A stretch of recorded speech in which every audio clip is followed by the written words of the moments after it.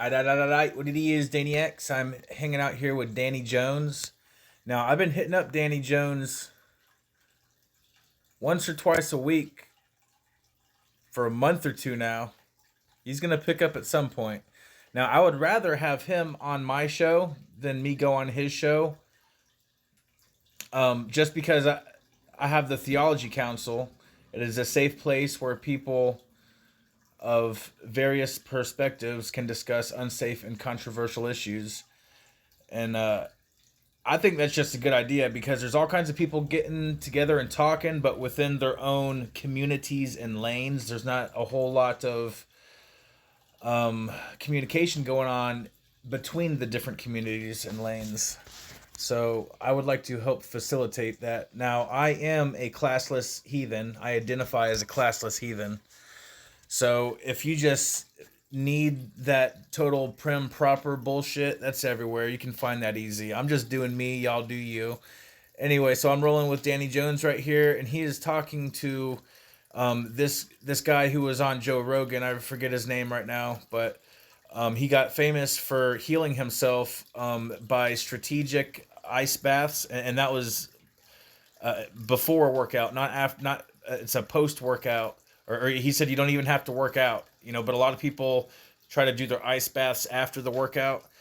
Anyway, he healed himself doing this, and of course the doctor just shut him down. Here, I'll let him tell his story, but I found this super interesting. And just keep in mind that all it takes is the simple technology of creating ice to be able to heal yourself. Now, who wouldn't want you to know that? Okay, there's all kinds of medications out there, pharmaceutical medications, which are totally not needed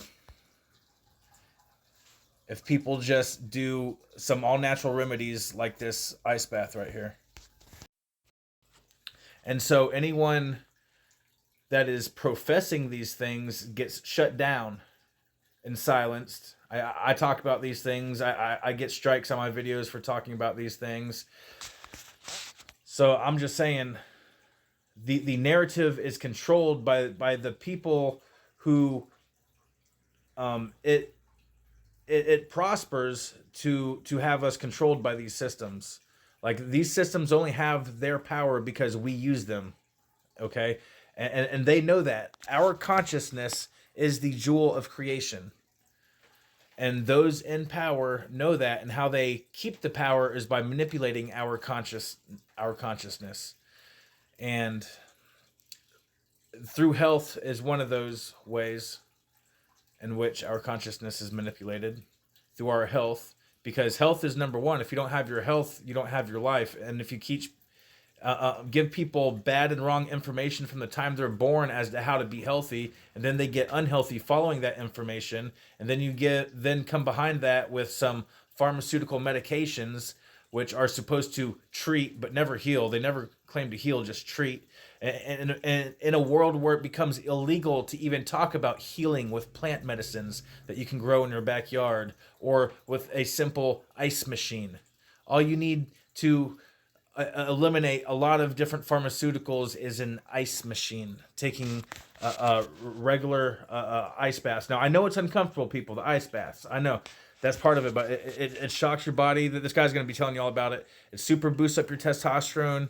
So let's just get into this. See, I got a problem. Like, I'll just let these motherfuckers talk. Y'all do your thing. And increases overall testosterone, like, dramatically, no matter how old you are. I have not measured the FSH, and the LH and the different roles. If I'm remembering this correctly, the LH will stimulate testosterone production in the gonads, whereas the FSH is more for sperm production. And those things are related, but they're also a little bit different. Mm-hmm. And I haven't tested FSH. I haven't examined sperm production. Right. For me, it was really an accidental discovery. I had a blood test come back with an elevated PSA. Mm-hmm. So I'm 59, but at this time I was 52. And a lot of guys will get their blood test, find that their PSA is elevated, and then there's a whole sequence of things that happens. First thing that happens is you go online and you say, what the hell is a PSA? And why is mine 7 or whatever? It takes about 20 minutes online, and WebMD is going to convince you that you're going to die of cancer. Yeah, like this is what happened to me because I'm prone to these catastrophic thoughts. Then you're supposed to go to a urologist. Real life story here, y'all. And this is a story that happens to a lot of guys. All right, listen up. Who will tell you your prostate is inflamed. Then recommend a biopsy. In a biopsy, they will remove like. And within a biopsy, that will initiate something, activate something that's already there, or it could initiate something that wasn't there to begin with. That should be a very last resort, the biopsy, but that's the first thing they want to do. All right. 16 tissue samples out of your prostate. I'm not recommending this. I'm not a medical doctor. I'm a PhD, and those are two different degrees. But it sounds like an awful experience, and the men that I've talked to who've been through it told me horror stories about how painful it was and the false positives that can result. So then they examine. So check it out. Through fear. All right. So you were on the diet that's been recommended to you since you were a kid, but lo and behold, now that diet's fucking you up all kinds of ways. But they don't just come out and tell you it's the diet that you've been on that's been fucking you up. They say no. Let's start poking you and giving you all these chemicals. That'll make it better. We'll just worry about. Just keep doing what you're doing, but definitely take these here chemicals. Doctor recommended. We got on, guys. We got the white coats on. Okay, see, check it out. I know maybe you couldn't tell by looking at me, but I am trans. What kind of trans, you may ask? All the transies. I am omnitrans, motherfuckers. Now, the transgenders opened the door, but now that they like to stand there squarely at that door, trying to guard that door, that transy door. And I'm here to let you transgenders know that you can transcend every single social construct, not just the social construct of gender, you fuck-ass honkies. I'm just here to let y'all know that. So you may be looking at me and be like, Dane, so what are you? I'm a man, motherfucker. Not only am I a man, I'm a man's man, motherfuckers. I'm so goddamn straight, I should start me a straight camp for gays to make gays straight. Just the gays that want to be straight, you know?